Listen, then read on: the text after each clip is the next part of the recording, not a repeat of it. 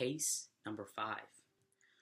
Of all the great cases Sherlock Holmes had during our friendship, only two were brought to his attention by me. The case of Mr. Hatherley's thumb is one of them. It was in the summer of 1889, not long after I got married and returned practicing medicine. One of my patients was a guard at a nearby railroad station. I had cured him of a long, painful illness, and he was grateful. After that, he sent every sufferer he knew to my office. One morning, a little before 7 o'clock, the maid woke me.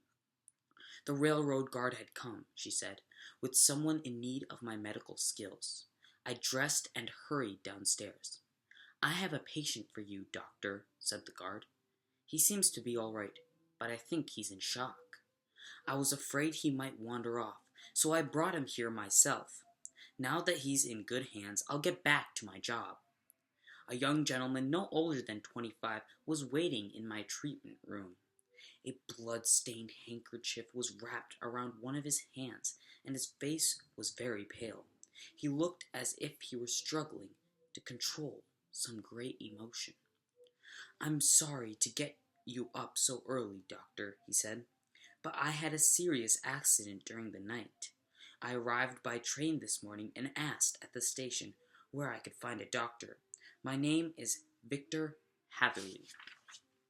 "I'm sorry I kept you waiting," I said. "An overnight train ride can be quite dull enough, I know." "Oh, I'd hardly call my night dull," he said, and laughed.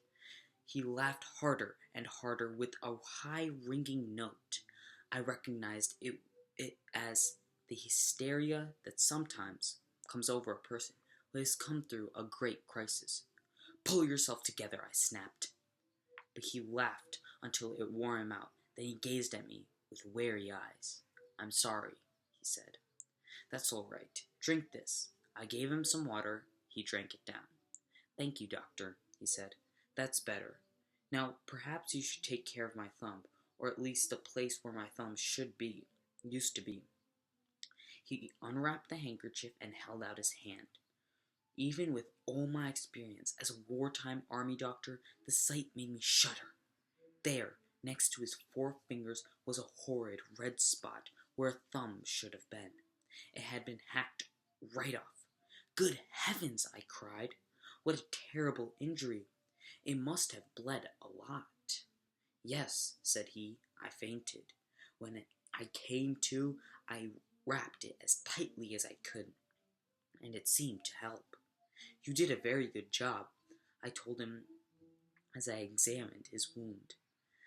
This was done with a very sharp and heavy instrument. "A cleaver," he said. "Was it an accident?" I asked. "Absolutely not," he replied. "A murderous attack?" "Very murderous indeed," he said.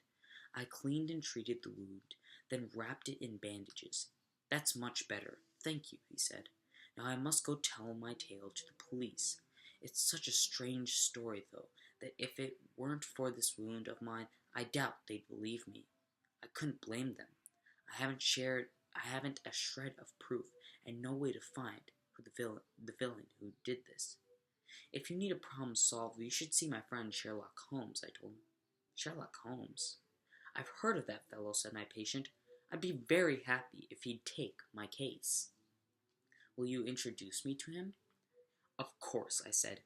"We'll call a cab and go to him at once."